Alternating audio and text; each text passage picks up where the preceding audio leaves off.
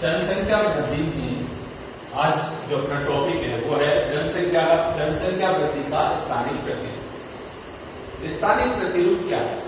स्थानिक प्रतिरूप होता है कि जनसंख्या किसी स्थान विशेष पर उसकी जो वृद्धि है वो किस तरह की है।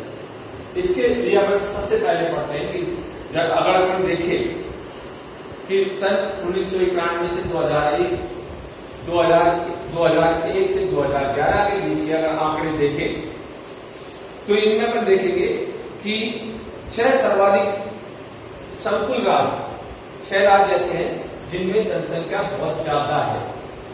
उनकी वृद्धि के बारे में अपन बात करें, ये राज्य है बिहार, पश्चिम बंगाल, उत्तर प्रदेश, महाराष्ट्र, आंध्र प्रदेश, मध्य प्रदेश।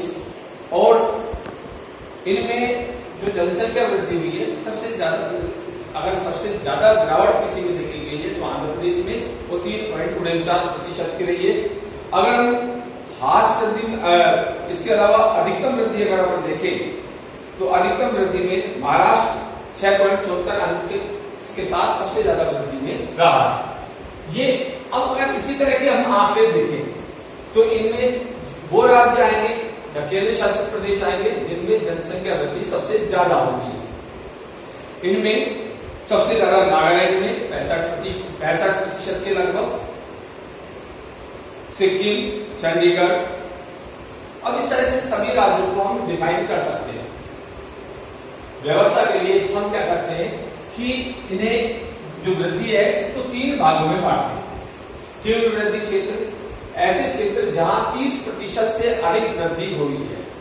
इसमें जो परफेक्टली आता है वो यूनियन टेरिटरीज यानी कि केंद्र शासित प्रदेश, जिसमें दमन और दीव इसमें इस श्रेणी में शामिल होता है।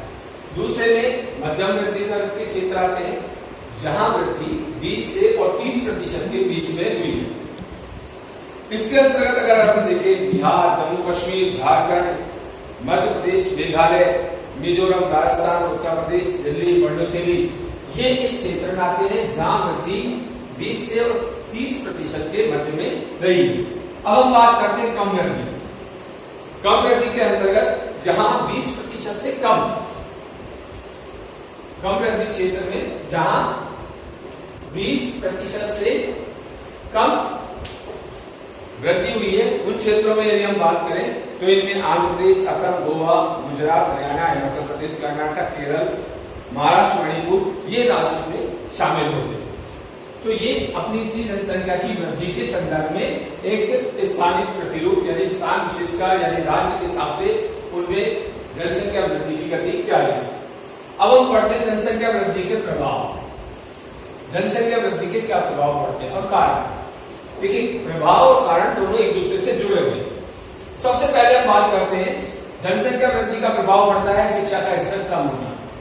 जितनी ज्यादा जनसंख्या होगी लोगों को उतने ही साधन कम मिलेंगे और शिक्षा का स्तर कम होगा। यदि किसी भी क्षेत्र में, किसी भी राज्य में, किसी भी देश में शिक्षा का स्तर कम होगा तो वहां जनसंख्या वृद्धि ज्यादा होगी, क्योंकि अधिक जनसंख्या के जो दुष्प्रभाव है वो दुष्प्रभाव समझ नहीं पाते, वहां के लोग समझ नहीं पाते और जनसंख्या वृद्धि ज्यादा होगी। दूसरा अपन देखते हैं जहां शिक्षा कम है या जनसंख्या ज्यादा वृद्धि होती है वहां कारण अपन देखें तो वहां धर्म और रूढ़ियों का अधिक महत्व दिया जाता है। हमारी जो धार्मिक बातें हैं कि जैसे पुत्र की प्राप्ति ही मोक्ष प्रदान करती है, समस्त धार्मिक कार्यों में पुत्र का होना आवश्यक है। तो ये सारी जो बातें होती है धार्मिक श्रेणी में आती है और पुत्र प्राप्ति की लालसा में संतान उत्पत्ति किए जाते हैं और रूढ़ियों का भी बहुत अधिक महत्व इसमें शामिल होता है। एक होता है संयुक्त परिवार प्रणाली। भारत एक ऐसा देश है जिसमें संयुक्त परिवार प्रणाली है। संयुक्त परिवार प्रणाली के अंतर्गत जो भी नया बच्चा जन्म लेता है उसके पालन पोषण की जिम्मेदारी माता पिता की नहीं होती केवल, वो पूरे परिवार की होती, पूरी फैमिली की होती। दूसरी बात, संयुक्त परिवार प्रणाली में जो बच्चे होते हैं उनकी शादी भी कम उम्र में ही कर दी जाती है। ये उनका मानना रहता है, बुजुर्गों का मानना रहता है और संयुक्त परिवार प्रणाली में बुजुर्गों की बात का विशेष महत्व होता है और वो उन्हें मानना पड़ता है। दूसरा, स्त्रियों की सामाजिक एवं आर्थिक स्थिति का कमजोर होना। देखिए, बच्चों के बारे में, बच्चों की पढ़ाई के बारे में, बच्चों के रहन सहन के बारे में माता बहुत अधिक केयरफुल होती है, बहुत अधिक महत्व रखती है और बहुत ज्यादा समझदारी की बात है। लेकिन भारत में यदि अगर हम देखें, महिलाओं की स्थिति केवल रसोई का काम करने तक, घर का काम करने तक सीमित है। और इस कारण से क्या है कि वो कोई भी फैसला नहीं ले पाती, नहीं, क्योंकि शिक्षा नहीं होने के कारण नहीं वो बाहर जाके काम कर सकती है। तो उनकी आर्थिक स्थिति कमजोर हुई, आर्थिक स्थिति जो कमजोर है वो उनके सामाजिक स्टेटस को भी कम कर देती है और ये सभी कारण मिलकर जनसंख्या वृद्धि के लिए पर्याप्त कारण बन जाते हैं।